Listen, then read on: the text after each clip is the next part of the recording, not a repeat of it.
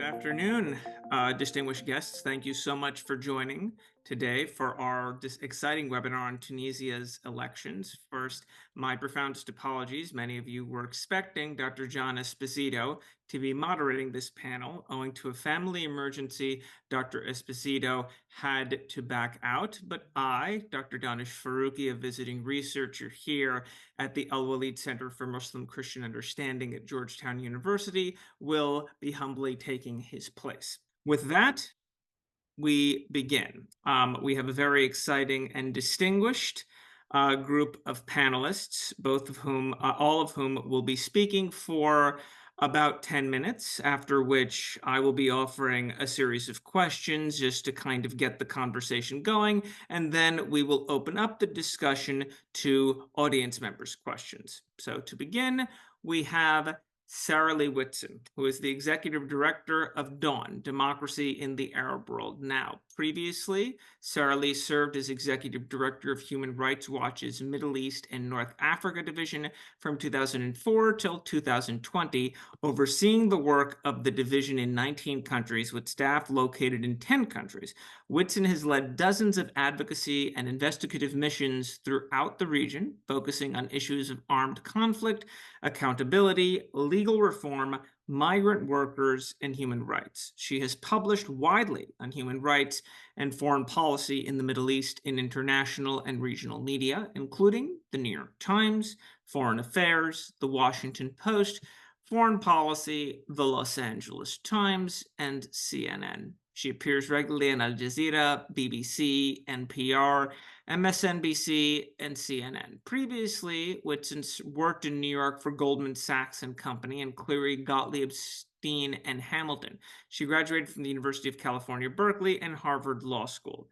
Whitson is a member of the Council of Foreign Relations and is on the boards of the International Center of Justice for Palestinians, Artistic Freedom Initiative, Freedom Forward, ALQST for Human Rights, Sinai Foundation for Human Rights, Action for Hope, and the Armenian Bar Association. Thank you so much, Sarah Lee Whitson, for joining us.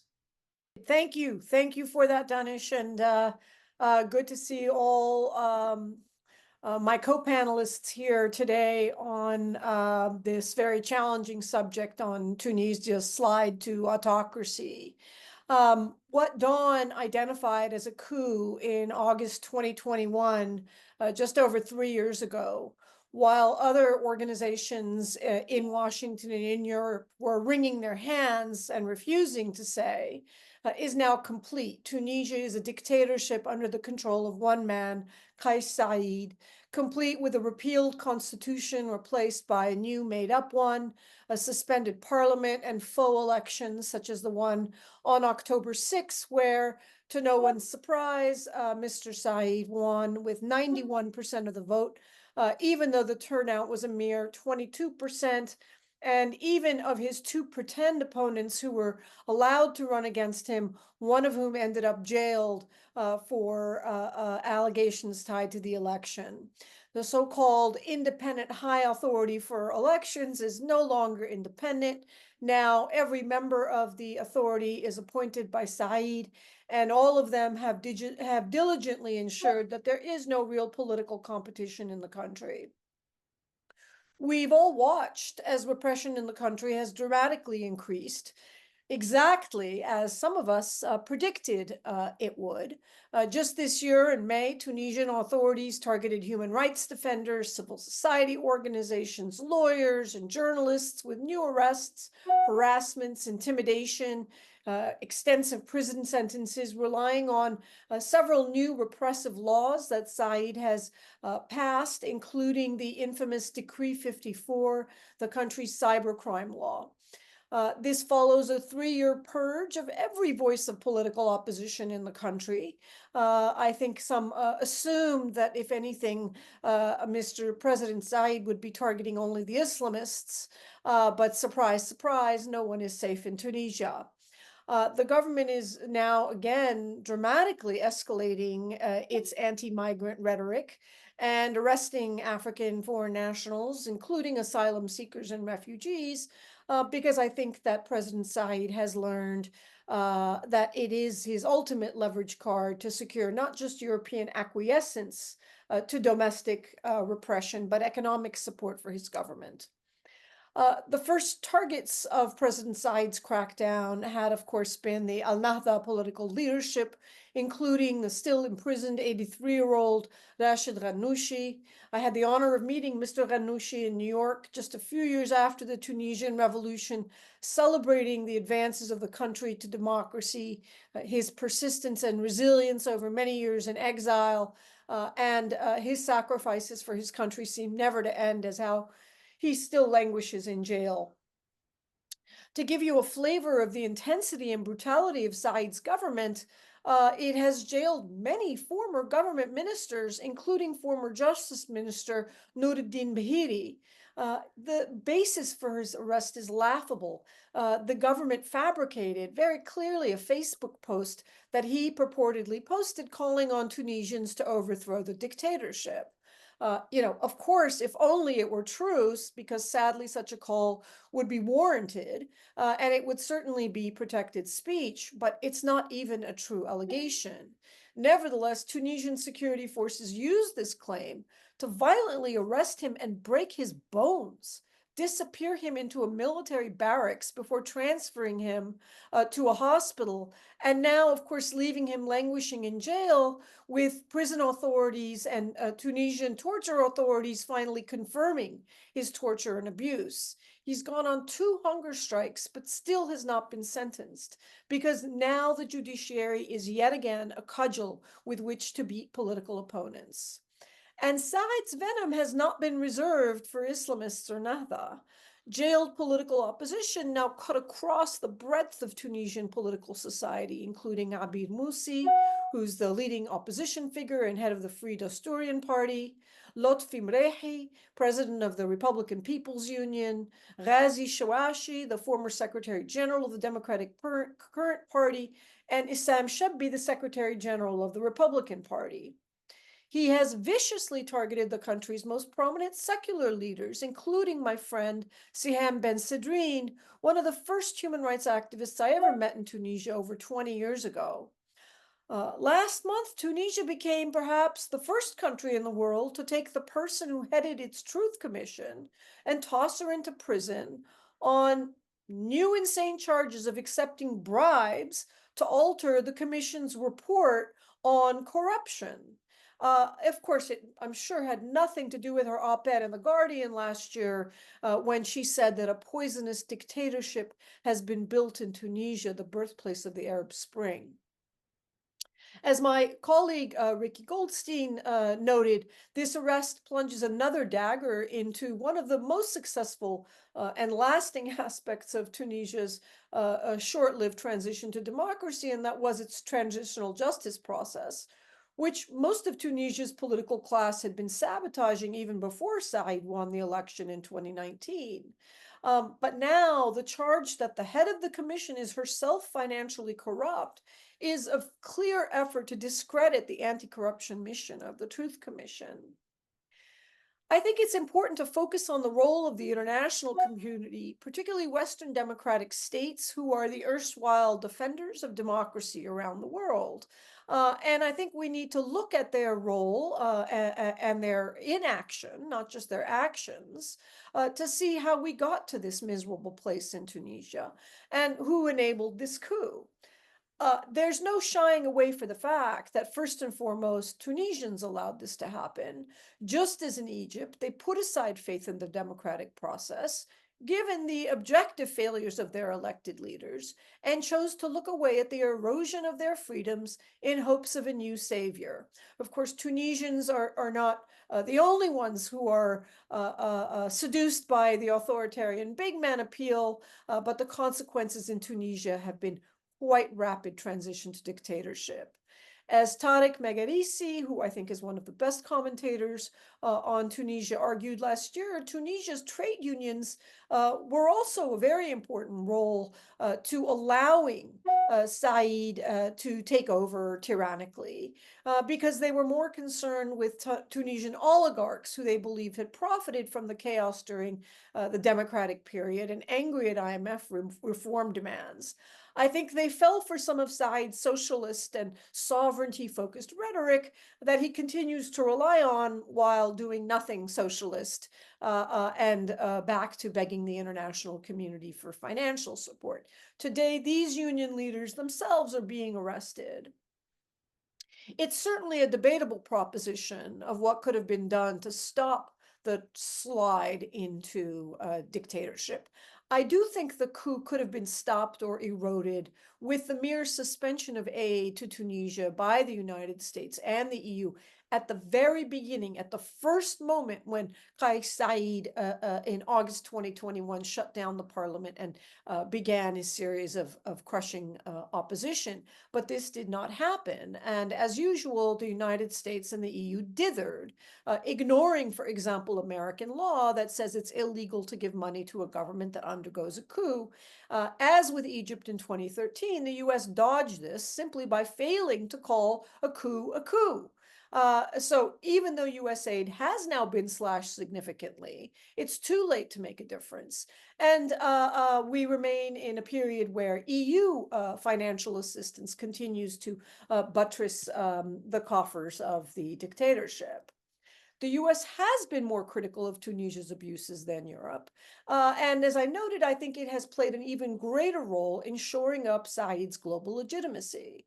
I mean, who can forget the president of the European Commission, Ursula von der Leyen, on a visit to Tunis with Italian Prime Minister Meloni and Dutch Prime Minister Rutte, bizarrely declaring, as if nothing had changed, that since 2011, the European Union has been supporting Tunisians' journey of democracy.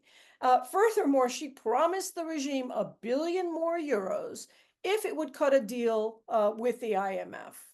As Sarah Yerkes recently noted, I think very, very accurately, the crux of the EU-Tunisia relationship can be summarized in 3 words: stopping migrant flows. While President Said received lots of global ink for dramatically rejecting an IMF bailout in 2023, refusing the stringent reform demands, he's now back at the table with his hands open, asking for a $4 billion loan now. And as I noted, the EU's only condition on nearly $1 billion in aid is an agreement with the IMF to restructure its economy. Still don't know how that's going to turn out. I'm sure we'll hear more today. But still, Tunisia is now the highest per capita recipient of the EU's financial support. This is primarily a payoff to keep African migrants on the African shore. Tunisia has already claimed that it intercepted 21,000 migrants in just the first quarter of 2024, while at the same time, Europe has remained completely silent, virtually completely silent, on the attacks against civil society and dismantling of the country's freedoms. It's very interesting that at the same time, Saad's rhetoric is more anti-Western than even Ben Ali. And in fact, he focused his entire election campaign on foreign conspiracies and nefarious foreign funding. And he has been keen to try to expand Tunisia's relations, not just with Gulf states, but also with China, expanding projects there, building, I think, proposing to build stadiums and hospitals and bridges. But that is not enough to provide the hard cash that Tunisia needs, which is why they're back to pleading with the IMF. You know, the role of the United States and the West, in my view, in a situation such as Tunisia's, is not to try to control what happens in the country, but it's also not to support a dictatorial regime. I have no illusions or even wishes that the US or Western Europe must force democracy on countries or punish undemocratic ones with sanctions. Rather, more simply or more humbly, I just don't want the West to help these dictatorships, including with economic aid, because money is fungible, and any amount of aid to the dictatorial regime provides it not just with economic support, but political legitimacy. So I disagree with analysts like Sarah Yerkes, who've lobbied against cutting aid to Tunisia, primarily on the argument that it will drive them into China's arms. I think that this strategy of trying to save democracy by supporting dictatorships is simply not going to work to shore up democracies anywhere in the world. I'll end with that. I'm sure we'll have more to discuss during the question and answers. Thank you so much for that, Sarah Lee. So next up is Kamel Gendoubi, who is a Tunisian politician and human rights activist. He's a member and the president of several human rights organizations, including the Euro-Mediterranean Human Rights Network since 2003. In 2011, he was elected by the High Authority for the Achievement of the Objectives of the Revolution, Political Reform and Democratic Transition as the president of the Independent Higher Authority for Realization of the Objectives of the Revolution, Political Reform and Democratic Transition in Tunisia. In October 2012, Kamel Gendoubi was again in charge of organizing elections of 2013, following a Troika agreement on the future political regime. However, excuse me, the voting was postponed, and Shafiq Sarsar, a university lecturer in constitutional law, was finally elected president of the new independent higher authority for elections. In January 2015, in the government of Habib Essed, he was appointed as help to the prime minister, head of government of Tunisia, for relations with constitutional institutions and civil society. In December 2017, he was appointed by the office of the United Nations High Commissioner for Human Rights to lead a group of international and regional experts to investigate human rights violations in Yemen. Kamel Gendoubi, the floor is yours. First of all, I would like to thank you for this invitation. First of all, I would like to apologize for the conditions where I am right now. As you can see, probably where I am on the highway.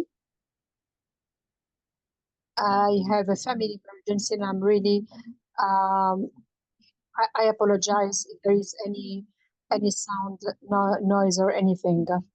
But just to tell you that I was the first president of the electoral instance and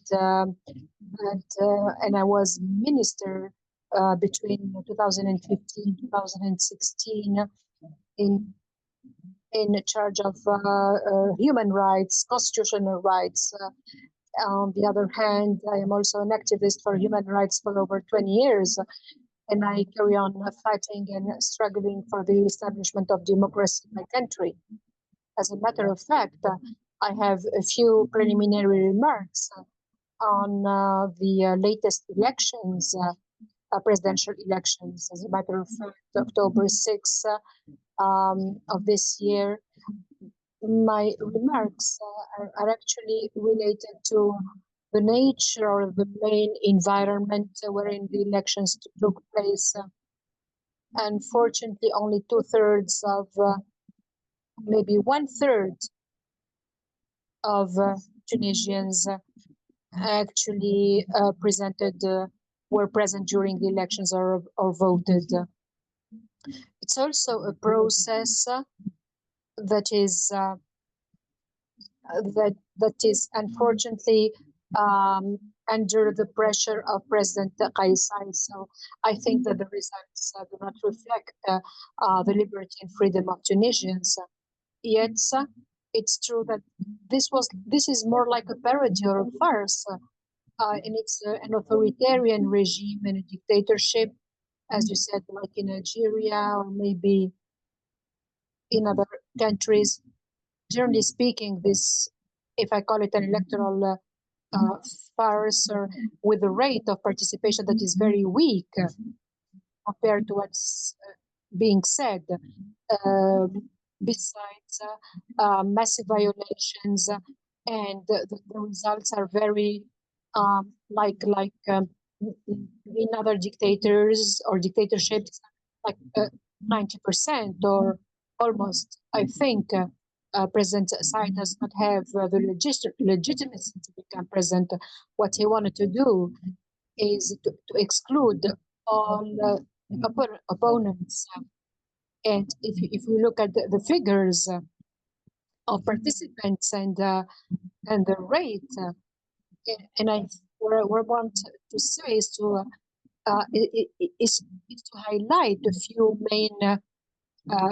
main issues. If you look at the electoral process, the whole electoral process did not take place in a normal context, or a normal electoral environment. Even the electoral instance in Lizy in Tunisia was nominated by the president himself, and it's working for him. And it's the third level is the instrumentalization of the judicial. There is the manipulation of the judicial context. Electoral law has been redrafted and changed 2 weeks before elections, or before October 6th. This is only an example of what happened as violation.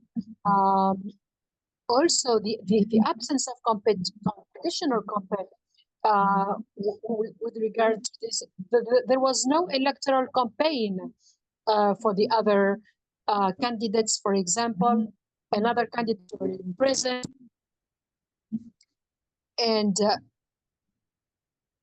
unfortunately, even the candidates who were accepted to present their candidacy, one of them is in prison, and so there was no electoral campaign in media and on TV, nothing in radios like we used to in the past.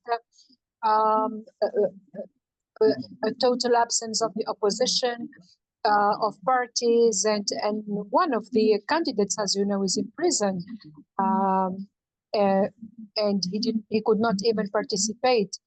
And unfortunately, even the electoral observation or observers were not allowed from international organizations. They were prevented, like Muraqibun, like iWatch, for example. These are two main organizations that have had a long experience in terms of controlling, observing elections in the past. Unfortunately, they were forbidden. Also, other international organizations were not allowed to come to Tunisia and to do their work of, control and observe the elections and write their reports. So that there was no credibility, there was no legitimacy. If we speak at the technical, and even probably finally before we give the floor to the question answer, I can say, last but not least, that these elections again, these show the second coup d'etat or coup by Qais Said. The first one was against the constitution in 2021 by suspending all of the democratic institutions and by drafting his own constitution. This has led us to this point. I think Tunisia at the time was the only country that has succeeded to ensure elections, democratic elections in 2014, and putting into place institutions as well, and commissions and instances that are freely elected. And unfortunately, and as a matter of fact, authoritarian countries were looking at Tunisia with an evil eye, as we say, in the past. Now, maybe one of the errors is that we've had so many governments and so many political parties at that time in opposition as well. But even with that, we didn't have any civil war. We did not really have real political conflicts or protests apart from the protests in the streets, etc. But now the situation is totally different, taking into account the conditions of people. And now we are mainly concerned with the political institutional branches and also the economy, the economic level, the social level of the country. I cannot hear you, Mr. Ghannouchi.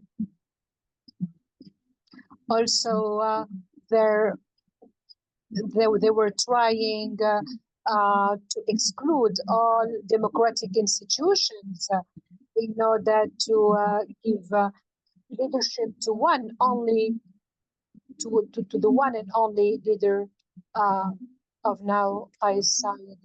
So if I think this is the counterexample for some of the countries that did not like the transitional democratic experience of Tunisia. There are other internal factors that are also behind. I mean, what's happening, and that can explain what's happening now, like the violation of human rights. This is a lesson learned, and we have to come to this, and we have to really come up with a follow-up monitoring report of the whole period, like the period of Ben Ali, for example. I think this will happen again, like what happened with Ben Ali. I apologize for the quality of the sound, Mr. Ghannouchi says. My apologies, Mr. Ghannouchi says. Thank you. Thank you very much, Mr. Ghannouchi, for your commentary. Next, we will be hearing from Hamza Medeb, who is a research fellow at the Malcolm H. Kerr Carnegie Middle East Center in Beirut, where he co-leads the political economy program. His research focuses on the political economy of Tunisia and North Africa, the politics of illicit transnational flows, governance, and corruption, as well as the development security nexus. Medeb has also consulted for several international organizations on issues related to development policy, socioeconomic policy analysis, and fragility and conflicts. His commentaries have appeared in English, Arabic, and French in The Guardian, The Wall Street Journal, Foreign Policy, Le Monde Diplomatique, Al Jazeera, Middle East Eye, and As-Safir Al-Arabi, among other outlets. Before joining Carnegie, Medeb was a research fellow at the European University Institute in Florence and a Jean Monnet postdoctoral fellow at the Institute. He holds a doctorate in political science from Sciences Po Paris, a master's degree in comparative politics, and a master's degree in international economics from Paris X Nanterre. Dr. Medeb, the floor is yours. Thank you. Thanks for having me. Well, maybe I'd like really, to start with the recent elections actually, and to offer a perspective on the future challenges the Said's regime is facing. So I'll have three quick comments on the elections before trying to unpack maybe the economic challenges this regime is facing. Because these actually challenges will be extremely important from not only from an economic perspective, but from a geopolitical and from a political perspective. I mean, they will be determinant for the stability of Said's regime. Well, my first comment actually is regarding the pre-election process. It seems to me like, that Said miscalculated actually the political capacity of the opposition, because instead of boycotting, we saw that many opposition figures or leaders decided quite late actually in the process to participate and to run for these elections and to take part to these elections. So many candidates succeeded actually to reactivate networks, to collect endorsement, to go to the administrative court, to contest, their sidelining by the Electoral Commission, and to obtain actually a positive decision from the court that got, of course, ignored by the Commission later on. But this is quite interesting because it shows that people are still looking for an alternative, that the space for mobilization, in a way, despite the repression, despite crackdown, is still possible, that people are looking in a way for something else, for a new political offer. And this is quite interesting. For me, the most important maybe takeaway of the pre-election maybe process is simply that people increasingly, more and more people, they know that spending 5 more years under Said's governance will be disastrous for the country and for the population, actually. So this is one comment regarding the pre-election process. Now, coming to the elections, actually, and my second comment will be really trying to offer a quick comment on the results of these elections. I think really that even if he succeeded to get re-elected, Said has become a weak president. After 2021, after his power grab in 2021, many Tunisia watchers and commentators used to say that Said has become a strong president, but in weak position, given the economic challenges that he had to face, etc. But increasingly, I think, and especially now after these elections, after the way these elections have been managed and manipulated by Said, he is becoming clearly a hyper president with large prerogatives, but he is weak. And his weakness is not related to the challenges he is facing. He is weak because simply, really, I mean, he has abused of the judiciary and the electoral law. He has manipulated regulations, electoral regulations, to sideline his opponents, etc. But more importantly, in my sense, I think Said has failed to achieve what he wanted to achieve through these elections. And basically, he had, from the beginning, he has 3 objectives: renewing his legitimacy, legitimizing his political system, because let's recall that the turnout for the parliamentary, for the referendum, and for the elections of the Council of Districts and Regions were extremely low, sometimes even ridiculous, by the way. I mean, 10% of the population of the electorate participated in some of these elections. So he was eager actually to count on this presidential election to legitimize his political system. And his third objective was to get international recognition. And I think that given the whole process and given the low turnout, 20%, only 28% of the population, despite all this manipulation, despite the repression, etc., only 28% of the Tunisian electorate went to the polls, actually. And if we take only the youth, actually, young people, the 18-35, the turnout is even weaker, actually. There are figures talking or mentioning only 6% of the youth went to the polls on the 6th of October. So clearly, none of the objectives set by Said before these elections was achieved. Low turnout, as I mentioned, and he ended up actually being isolated. He didn't receive congratulation from major partners, EU partners, or other partners, and only the small club of Arab dictators recognized the results of these elections. So after actually these elections, Tunisia ended up having, and Said ended up actually is ending up being contested, weakened, and isolated. And this is really an important actually change in Tunisia's politics, and that will be determined for the future of the country, for sure. Actually, the contest is very different from July 21, when he benefited from a relative support. He benefited also from the disenchantment of the population with the political class, the post-2011 political class, etc. Clearly, I think that people they expressed their disenchantment vis-a-vis Said quite recently, and these elections actually show this in a way. My third comment is on Said's regime, because my sense is that most of the analysis focused too much on Said, and you have been,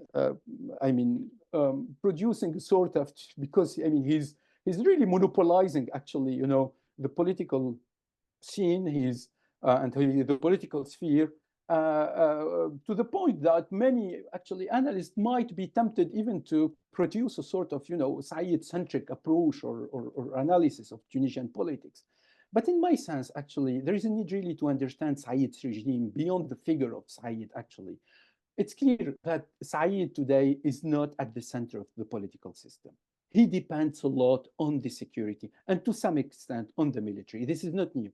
This is from the beginning, from the 2021, actually. But, and this is a big change for Tunisian politics, because unlike Bourguiba, who had a historical legitimacy, who ruled the country for 30 years, who was a strong president, and, who relied a lot on his legitimacy, historical legitimacy, the fight, the anti-colonial fight, etc., or struggle, etc. Bourguiba was at the core of the political system. Ben Ali was also at the core of the political. He was the center of this presidential system, actually, simply because also Ben Ali came from the security services. Said is an outsider. He is not Bourguiba and not Ben Ali, actually. This is a different case. Tunisia has a different case, actually. Because simply Said is an outsider who so far benefited from the support of security services, who succeeded to build an opportunistic alliance with the security services. And in a sense, this alliance is quite fragile, because simply it seems like, he needs them to survive, and they need him, and they are instrumentalizing him to accumulate power. And this is quite new. So we can say that there is a big change today in the Tunisia's political system, behind the impression that Tunisia is rebuilding an old hyper-presidential political system that used to be the case actually under Bourguiba and Ben Ali. The new hyper-presidential political system is quite different. The president is really dependent on the security and to some extent, and really the passive attitude of the military vis-a-vis. So, and this is quite interesting. Why? Because simply Said needs to address the country challenges. Otherwise, he might end up being a burden actually for his allies. And as he embarks, actually, as he is embarking now in the second term, it's clear that the expectations are high. The expectation of the population, the people are running out of patience in a way. Problems are accumulating. Disenchantment is growing. Social anger is also growing. And actually, the economy will be not exclusively, for sure, the major determinant of Said's failure or success, but it will be for sure one of his major challenges, actually. And he has really to show something that he has failed actually to show over the previous 3 years, that at last he will be able to bring and to come up with answers to Tunisia's economic challenges. Because so far, Said, he has been known as, Mr. No, saying no to the IMF, no to reforms, and he has no plan, actually. This cannot be the case. Embarking in a second term of 5 years, he has really, in a way, he's in a situation to bring answers and to give answers and to address really Tunisia's serious problems, especially the economic, problems. Otherwise, he will become really sort of a burden on this opportunistic alliance that has been built or created around him. And actually, the economy, it's clear now. This is the big challenge, and then the expectations of the people are really high on that sense. According to the last Arab barometers, 40% of Tunisians consider that the economy is the most important challenge, far before the corruption, for example. 85% of Tunisians are really think that the situation is bad or very bad. And all the economic indicators are extremely actually bad. This is joining the perception to the reality of the indicators and of numbers, actually. The economy, Tunisia's economy today is struggling with high debt. We are I mean, debt is exceeding, if we consider the sovereign debt with the state guaranteed debt, we are clear Tunisia is above 100%, 110% of GDP. Economic stagnation is really prevailing in the country. The growth rate last year was 0.4%. The projection for this year is 0.7%, which shows that really the country is really struggling with extremely deep and entrenched, actually, economic stagnation. And of course, I mean, the country is being also isolated from the international community, from the international financial institutions, and there is no plan, actually. So far, Said has failed, actually, to offer a plan for the country. Now, for 3 years, he has been buying time. He has been implementing, sort of measures of austerity, but at the same time, he was unable and unwilling, actually, to secure his political survival and to secure, his chances to get to stabilize his regime. He didn't want, actually, he was unwilling, actually, to implement reforms, to reform the subsidy system, to privatize or to reform the SOEs. And I think here, really, clearly, I mean, the country is facing 3 key challenges. The first one is really to solve the financing and to find a solution to its financing gap. And there are 2 solutions, actually. Really, the first one is to implement an austerity, which is not a solution, but this would be the path that would be taken by Said, that might be taken by Said. And we have already initial indicators that this will be the case. Yesterday, Tunisia, the new budget law has been published.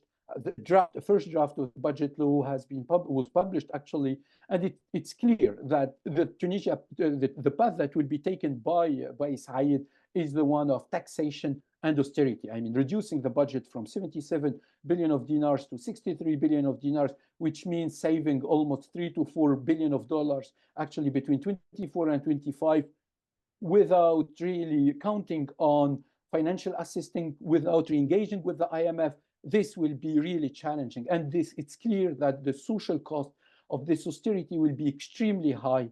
Unfortunately, I mean, he has been really, using this narrative, of anti-Western and anti-IFIs, the sovereignist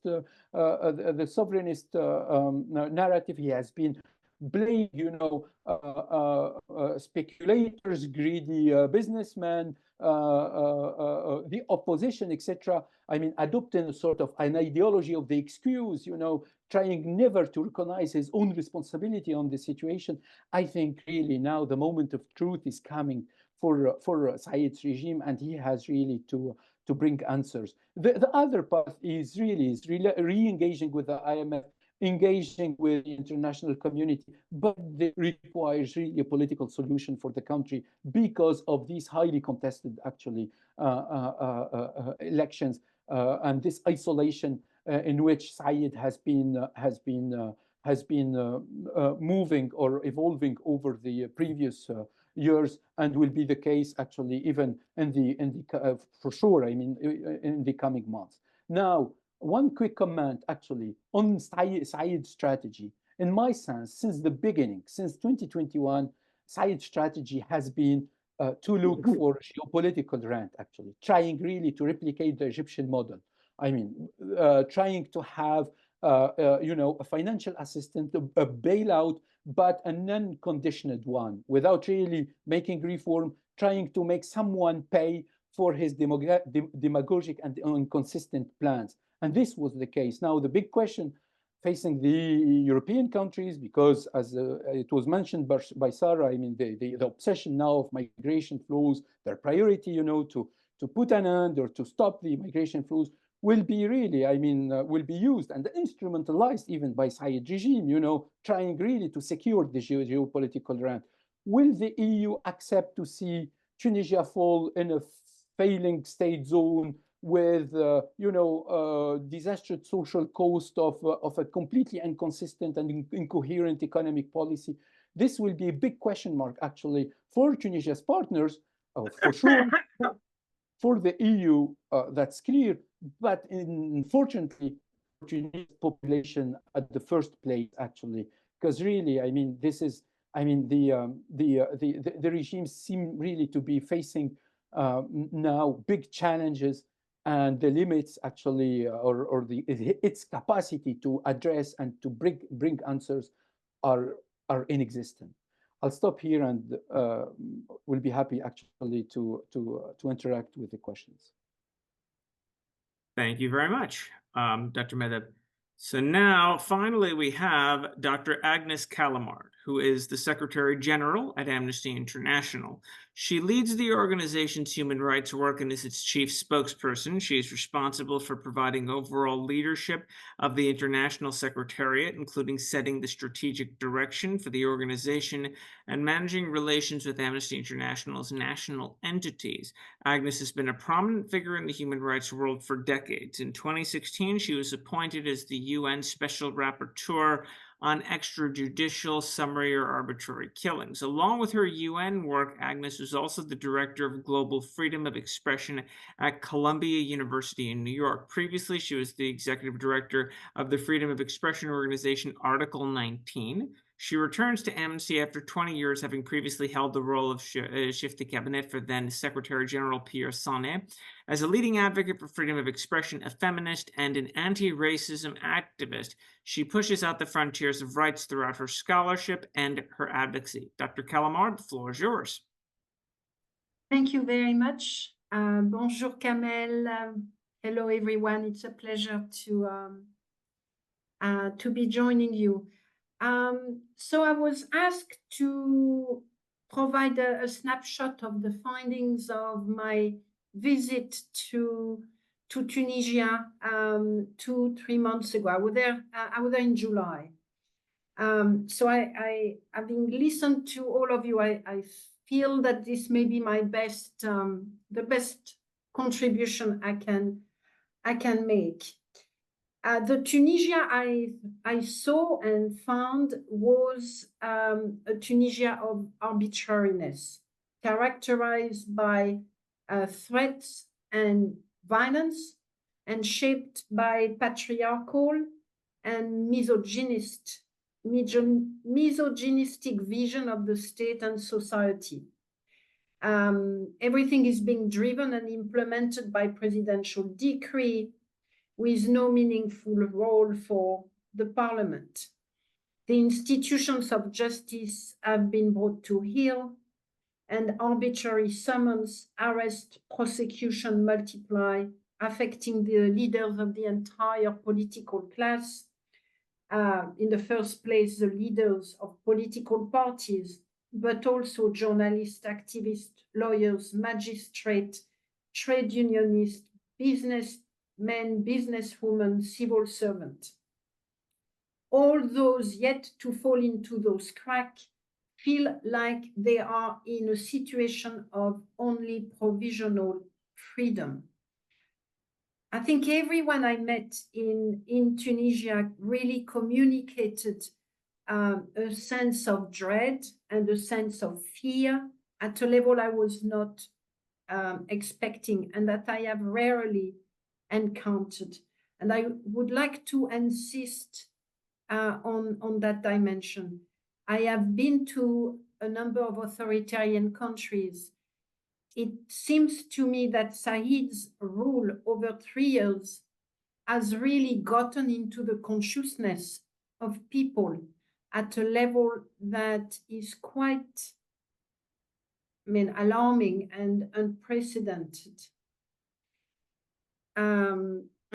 We can go back to that. I think the second point I wanted to make is, and what I found, is that in spite of the incredible targeted repression, there is no real sense yet, or there was not in July, of people coming together to resist Said.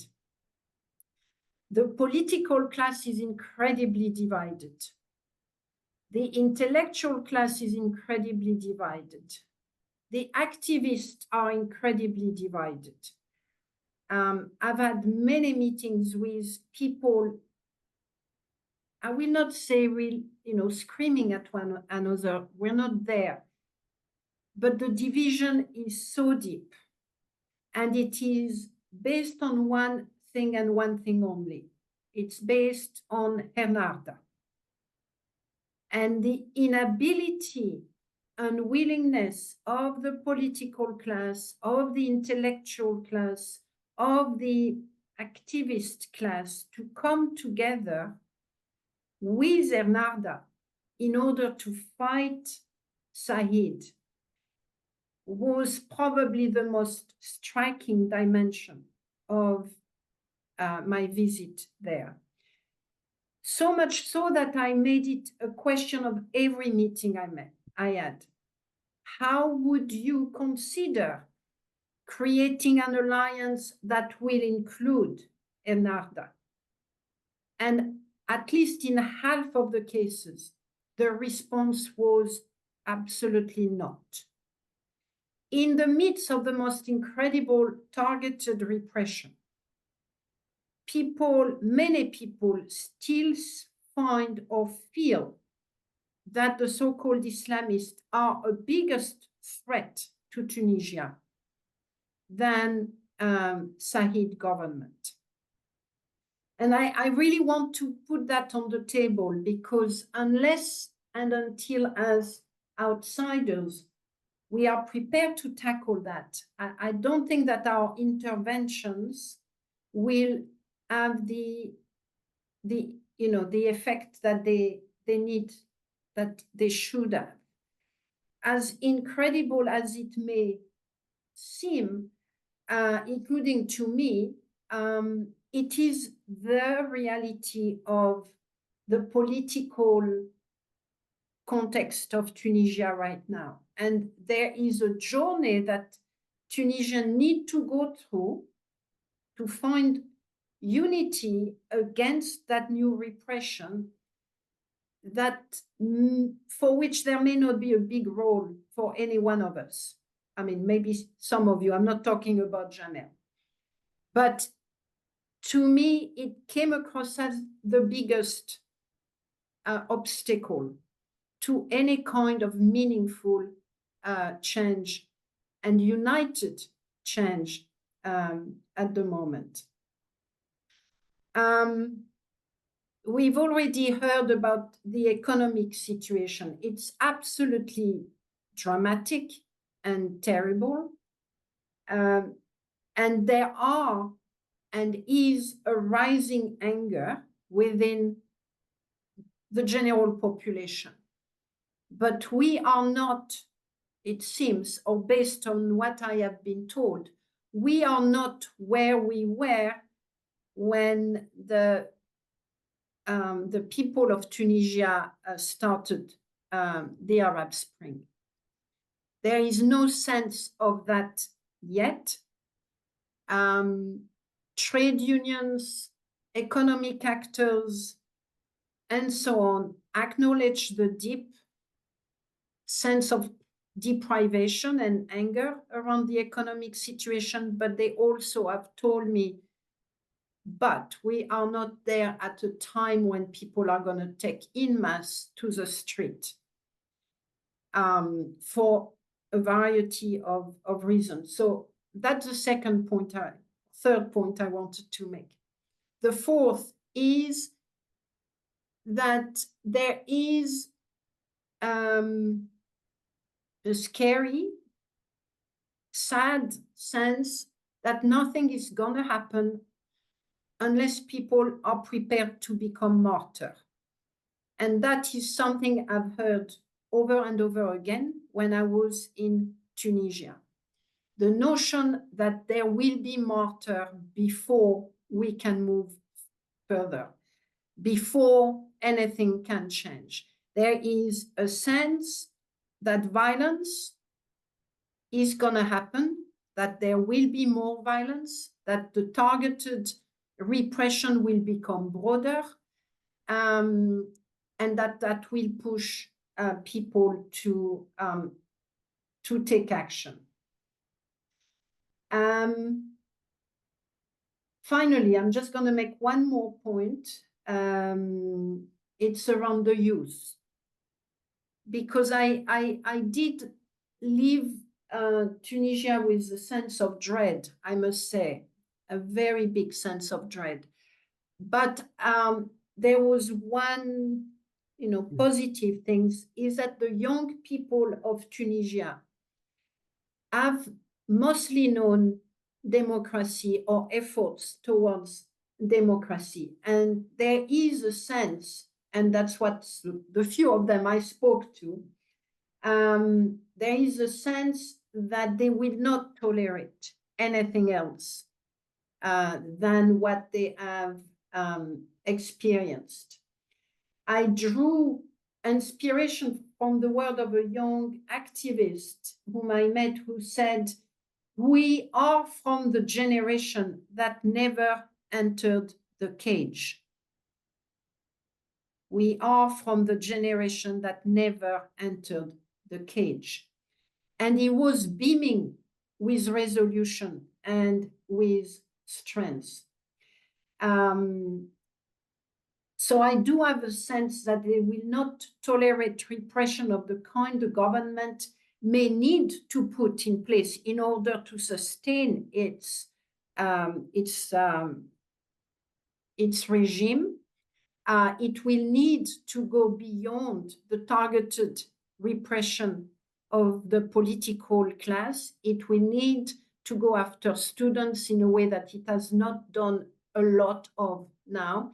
It will need to go against trade unionists in a way that it started doing but haven't done very broadly in order to maintain its power. And I think that there will be a tipping point.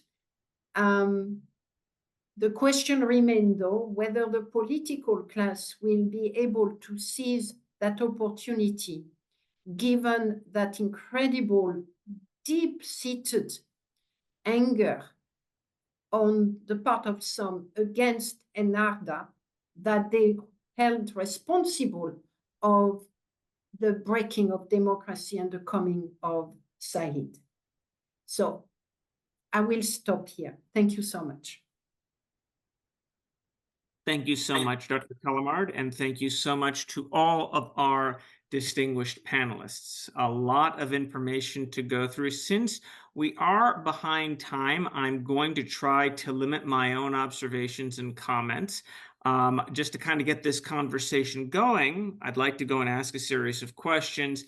In particular, several of our panelists made comparisons to a similar process of de-democratization in Egypt following the events of 2013. I'm wondering if the panelists could speak a bit more to that analogy, commonalities between Tunisia and Egypt, divergences, and above all, how we as an international community ought to respond, keeping in mind the comparison to Egypt. Would appreciate all of your thoughts.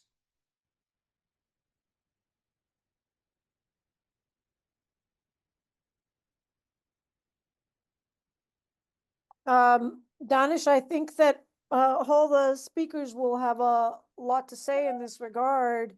I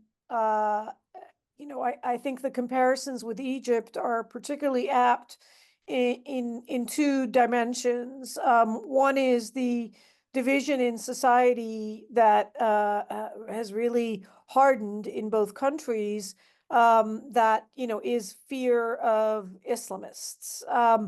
It's one I never really fully understood in Egypt, for example, even when you had the Morsi government in power for 9 months. I have often challenged people to identify a single journalist that the Morsi government ever put in prison. And of course, there are none. Similarly, and even less plausibly in Tunisia, the Ennahda party voluntarily ceded power so as not to control the parliament, so as not to rule the government, understanding that there are many people for whom this was anathema.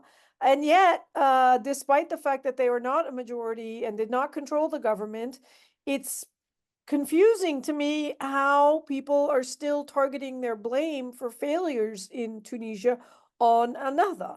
Certainly, there's a lot of blame to go around, and certainly the Tunisian democratic process failed more miserably than the Egyptian one, which really never had a chance. It was 9 months.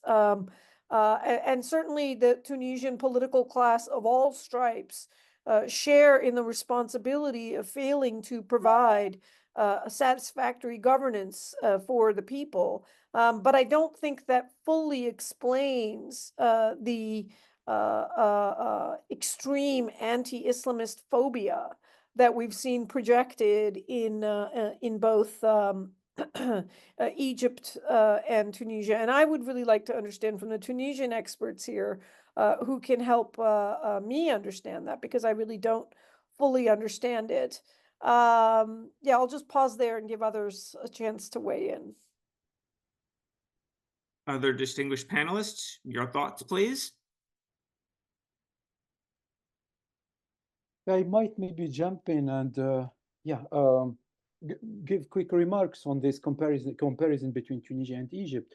Well, my sense, yeah, in a sense,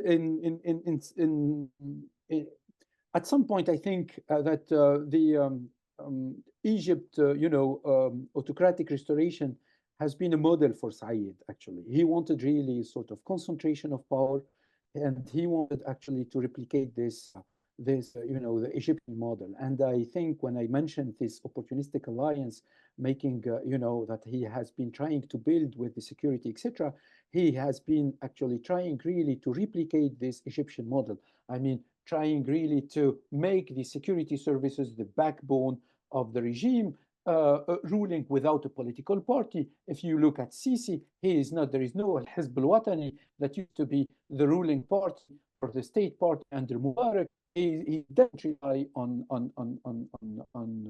a ruling party. This is the case with Said, by the way. So undermining, deactivating all the rule of the intermediary bodies like the union, etc., which played and used to play historically, actually, an important role in Tunisia. I mean, under Bourguiba, Ben Ali, and of course under democracy, all these intermediary bodies, actually, unions, parties, NGOs, etc. I mean, they used really to be and to play the Tunisian League for Human Rights, the Bar Association, many corporations actually. Tunisia used to be a corporatist, actually, authoritarianism, and under Bourguiba and Ben Ali, and these corporations, etc., they played an important role in post-2011, made it too big, a too important role, because they have become even veto players at some point, really. And this is one of big, actually, maybe critics or criticisms that we can make to the post-2011 political setting. So the idea, actually, of Said is really to replicate this high concentration of power and to rely exclusively on the state apparatus and on the security, actually. Of course, the role of the military is totally different. And here I might tackle a discussion that was asked in the Q&A. The role of the military is totally different, actually. In Egypt, and the military is governing, ruling the country, and playing an important role on the economy. This is not the case in Tunisia, even though I'm always I'm tempted to say that Tunisia's military today is not the role of Tunisia's military today is not the one that it had in 2011.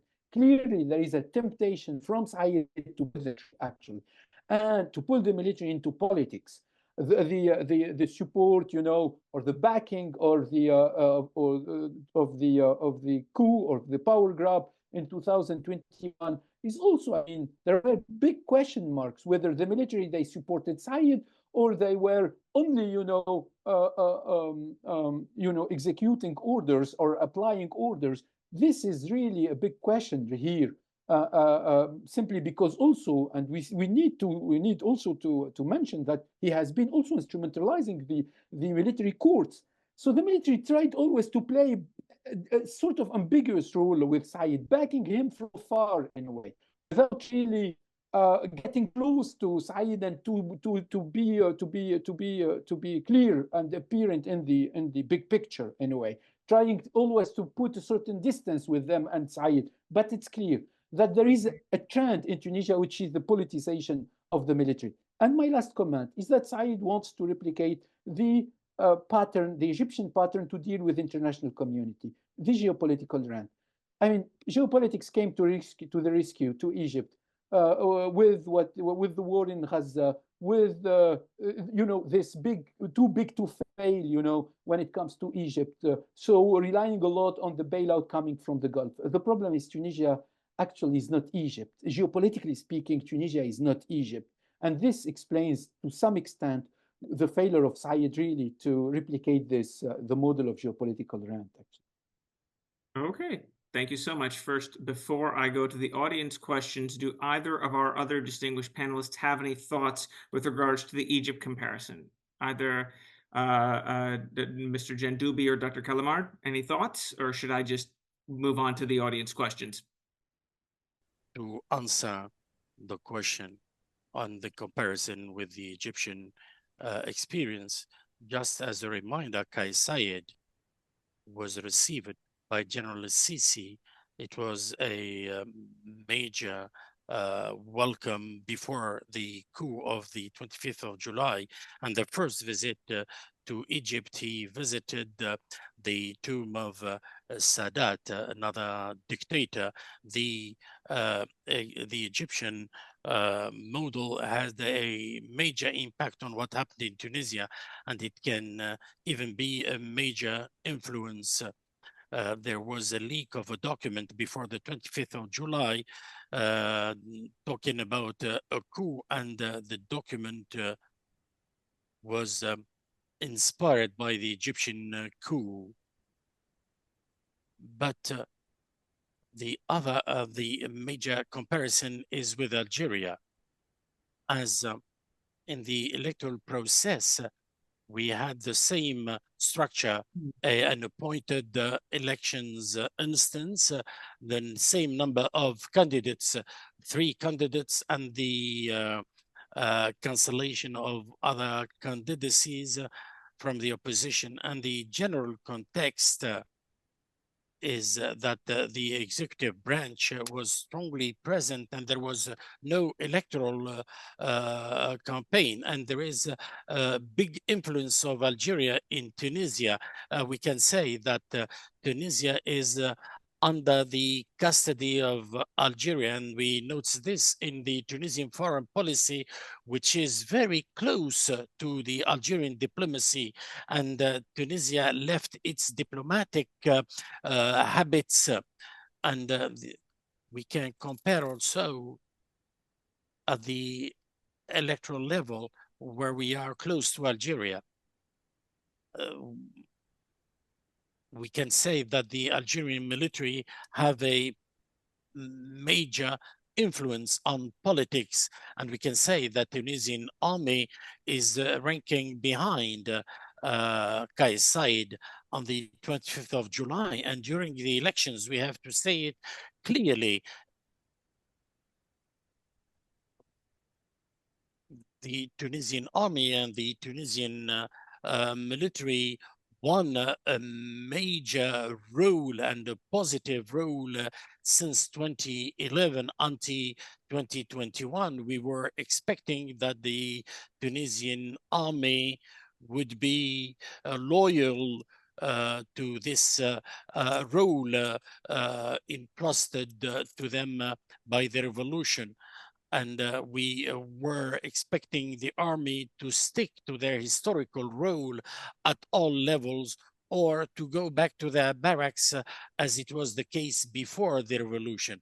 But for sure that within the army, there are what we call the silent body. There are contradictions and there are discussions within the army, and we can deduce today that the army benefited completely from the situation and supported strongly this electoral process that does not convey any legitimacy to President Said. And this is a major factor in the process. The other remark is that President Said is not a winner. He was elected by a very low turnout. He used all the means of the state to impose his own will with the support of the security forces and the army. These bodies haven't been reformed throughout the revolution. And this is among the mistakes that we have to remember. The lack of reform of the security forces and the army was a failure, in addition to the lack of reforms of the economy and the judiciary. The judiciary underwent a short reform, but security and army are still the same as it was the case under Ben Ali, and they were strengthened and consolidated during the war on terrorism as they received major logistical support from Western countries, the EU and the US, and so on and so forth. But we were hoping that the Tunisian army would go to a higher level to be an independent army within a democratic regime.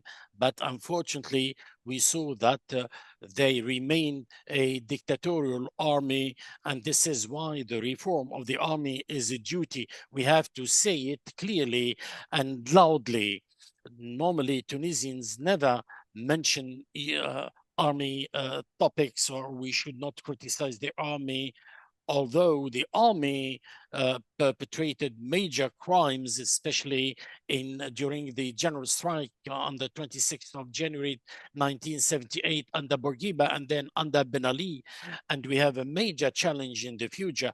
How can we reform, and how must we reform the army to be in tune with our democratic will? If we do not set the reform of the army as like the other reforms, we will fail again. And I believe that this is a clear claim, and we have to work for that. And we can the Tunisian opposition, although it is still fragile and frail, there are still attempts to restore hope and to restore legitimacy, pending we criticize objectively our role and to criticize the army and to criticize ourselves in order to restore democracy. Thank you very much. So the next question comes from an audience member specifically for Dr. Callamard. What factors have caused such anger at Ennahda? Is this a function of state propaganda or something else? Dr. Callamard. I think other colleagues can chip in. The anger comes from the perception that Ennahda's made Said position popular. There was a sense among the people I spoke with that Ennahda had threatened democracy and had failed to understand democracy and to educate the Tunisians towards democracy. I'm not suggesting at all that this is backed up by evidence. I don't think it is. And I will not suggest either that this is a position that is shared by everybody.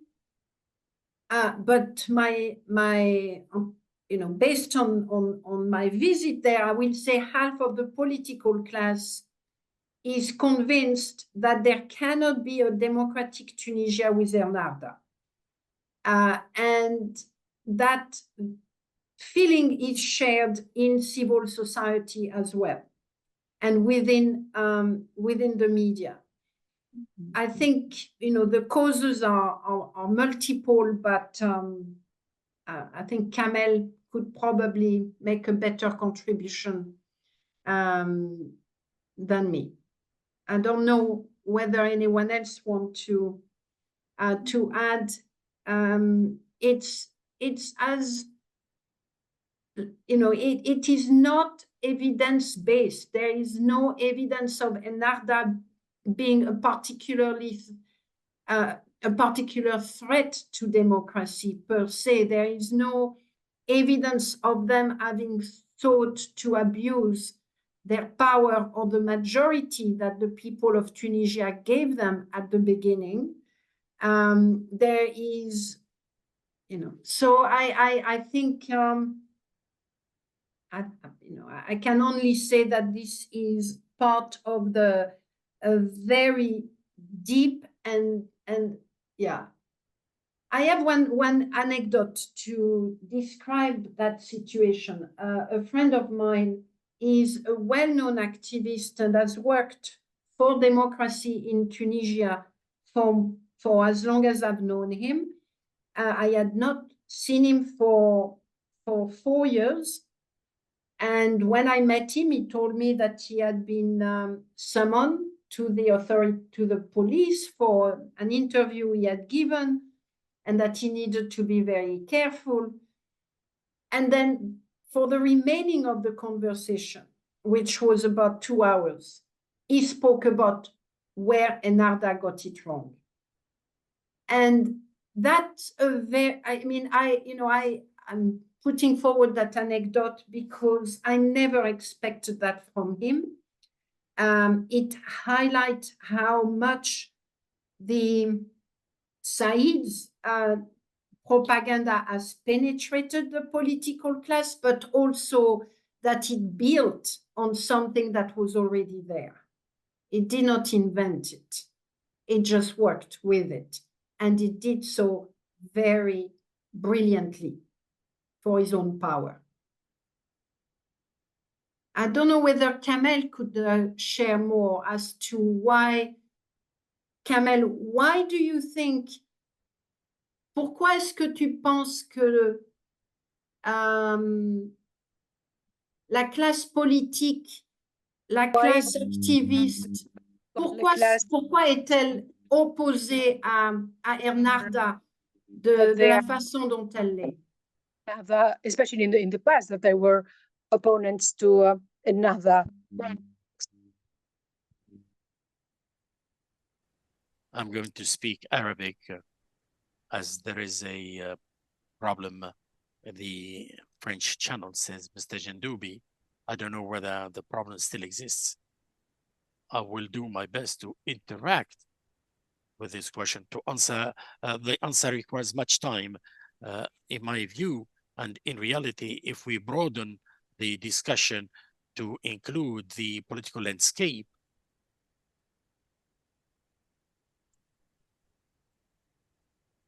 there are 2 policies that have an impact in Tunisia, and they were attacked. We have 2 political forces, Ennahdha, which is an outcome of the Islamic movement, and the other part of the political landscape is Abir Musi and her Desturian party, which is an outcome of the political history. In my view, the problem of Ennahdha is of 2 types that can explain up to a certain extent the criticism Ennahdha is facing. And the negative experience it has among the Tunisian public opinion. The first one, the assessment of their experience mustn't rest upon a large methodology. If we look for the reasons, it is a joint, there are joint reasons between different forces in power or in government and in opposition. This is first. Of course, there are different levels. What are the specificities of Ennahdha? The first, Ennahdha has a major problem with the state. And then their approach is rather an approach to benefit from its success in elections to use the means of the state to implement its project that was not clear at the beginning. And so we felt that there was a threat targeting the Tunisian secular model. And this was not clear from the beginning. We know that inside another, there are different trends, there are differences. And this is why it could not reform the state, as it had no democratic reform of the state. It benefited from the state. It benefited from its position in power, and it did not use its position to reform the state. It did not cooperate with the state apparatus. It did not cooperate with the security forces and with the army in order to reform them. And this is the major problem. And on the other hand, its project is not clear. There is a big headline, democracy and so on, but the other major headlines in its project were blurred, and often it was even a deceit, and it had a major influence on public opinion. In 2011, another 1 million votes. In 2014, from 1,500,000 to 900,000. It lost 600,000. In 2019, it won 500,000. So we see that Tunisian in general realized that what another had proposed since 2011 did not meet their expectations, and therefore they voted for someone else. So another had opportunistic alliances, illogical alliances with political parties and with elements that were considered by another in the past as corrupt, as counter-revolutionary, and so on. So this created a kind of confusion and even a repulsive behavior from electoral processes, and another was involved in all governments before the coup, but it was responsible, and there are other parties that are responsible also, and we have to determine and identify their liability, and there should be accountability pertaining to how we manage a country within a democratic process, how to run public affairs, how to use the resources of the Tunisian people, how to assess their capabilities by taking into account the different challenges. This is what we should done within the framework of this reform.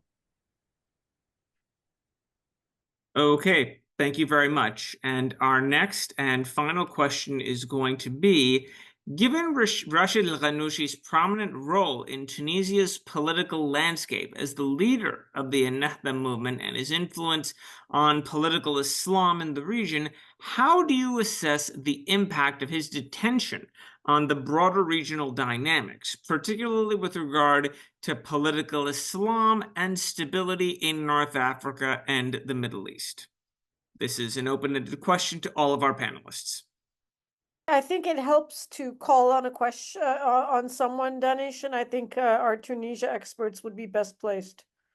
Thank you for that. So, Dr. Medeb or Mr. Ghannouchi, any thoughts to this question regarding Rached Ghannouchi? Well, I would say that maybe I will jump in.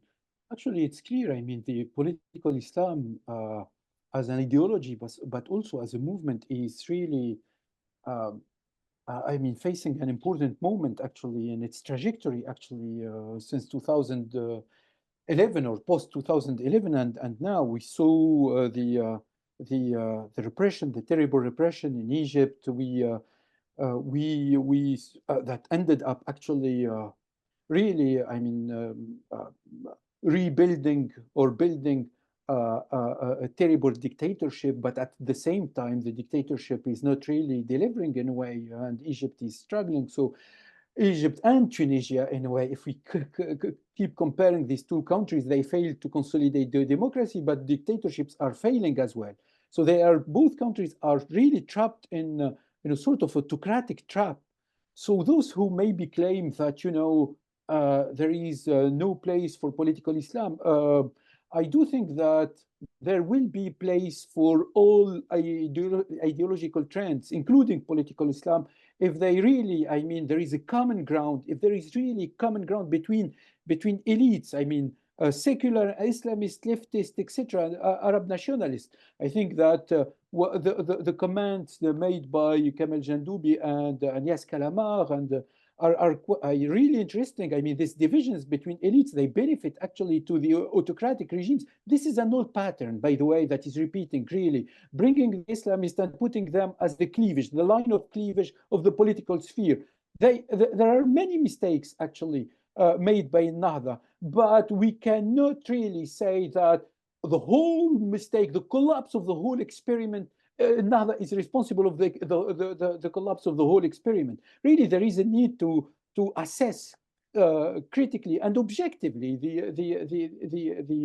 the democratic experience. Now, the future of political Islam. I think the future, clearly, Rached Ghannouchi has been one of the key figures of political Islam over the last 40 years.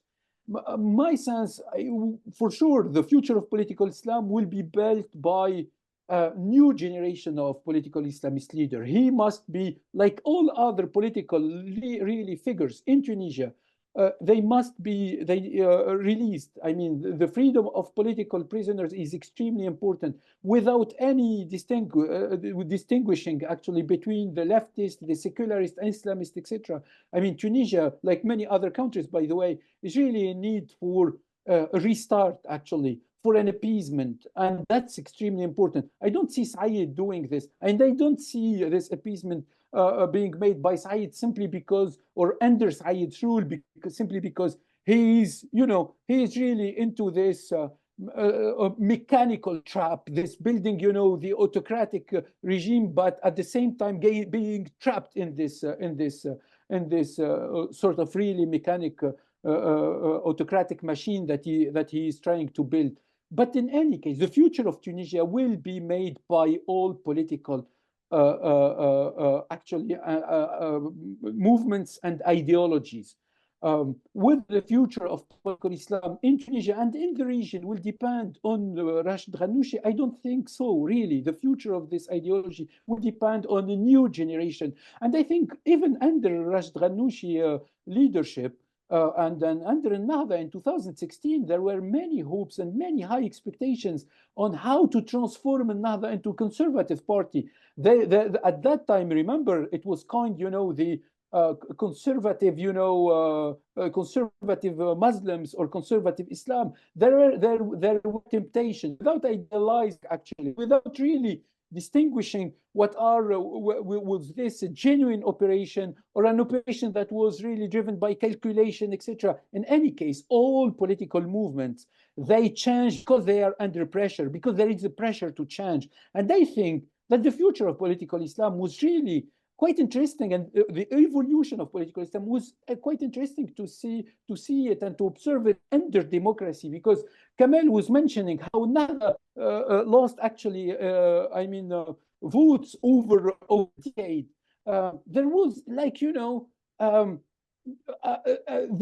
Islamists, they were confronted to the reality of power, but at the same time people, they were confronted at actually the experience of the Islamists once in power, and they saw that the power was able to change Islamists, and Islamists were able to adjust and to change their ideology and even to become pragmatic or even opportunistic, and as opportunistic as secular, by the way. And this is really extremely important. So for the future, for the evolution of the ideological, of these ideologies towards moderation, by the way, and I think the moderation is really an old question. I do think that we see and we saw whether in many countries, and especially, you know, in Tunisia, that really, I mean, Islamists, they played democracy by the book. They tried really to win elections. They made compromise. They made calculations. They proved to be wrong calculations, etc., etc. But for the future of Tunisia, I think there is a place for everyone, you know, Islamist and secularist, and everything starts with releasing all political prisoners. That's really my last word. Okay, thank you very much, Dr. Medab. We are regrettably out of time, so we must end by thanking Dr. all of Talamar wanted to say something. She has a hand raised. 1,000 pardons. Go ahead, Dr. Kalmar. I didn't see that. Very, very quickly. I think we need to be careful not to make the situation in Tunisia a problem in relation to Ennahdha. There is a temptation, and it is in fact what's happening in Tunisia itself. But the situation in Tunisia is a problem first and foremost in relation to President Said, who is a ruthless dictator, who has instilled fear in all levels of society. And indeed, I could not agree with Hamza more. The first priority around which everyone must get united, and actually they are united. They are united around the demand for the release of all political prisoners. So there is a common ground on that issue. There may not be common grounds on having a political vision post-Said, but there is a commitment to getting everybody released. And I think it's crucial that we push for those demands. And it's also crucial to insist that right now, the problem in Tunisia is President Said and those that support him, including the security forces, including the army. The problem is that he has taken over the institution of justice. The problem is that he has taken over the independence of the lawyers, and so on and so forth, and the media, and that he's now turning his attention to civil society. That's the real problem, and that's the one we, at least as far as the international community is concerned, really need to focus on how the regime of fear is taking over a country that was once a symbol of what could happen when the people demand successfully their rights. Thank you very much for that. And Dr. Ghannouchi, you have your hand raised as well?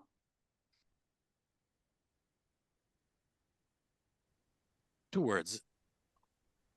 I would like, the problem we have today is with the Said, but I believe that Hamza shares my opinion, is that I don't believe that political Islam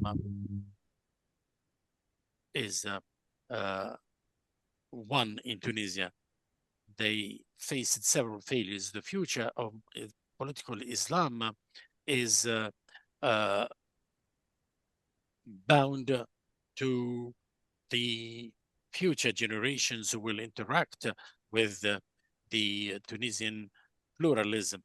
There is a strength in Tunisia that should work to design a future project. The key issue for us is also with other political parties. They have a problem of a project. They don't have a democratic project for Tunisia. All political parties, without any exception, is that they don't, these parties don't have a democratic project, and democracy in Tunisia doesn't have political parties defending it. And therefore, our problem is not with political Islam, as it is said. Political Islam will evolve, and I believe that the moderate forces calling for more openness and for a revision of political Islam, as political Islam should review itself and also other political parties claiming being democratic should review themselves. This failure is a common failure. We all failed in this experience, and we have to be aware that if we'd like to get rid of this failure, we have to adopt a new narrative that take into account this revision of all our political stances. Thank you. Thank you very much, Dr. Ghannouchi. And with that concludes our discussion this afternoon. I would like to first thank our distinguished panelists for their expertise, their commentary, and their generosity. And also would like to make a point to very warmly thank our excellent translators, Si Montar and Madame Leila, for doing excellent live translation. Thank you all very much and look forward to seeing you soon. Take care.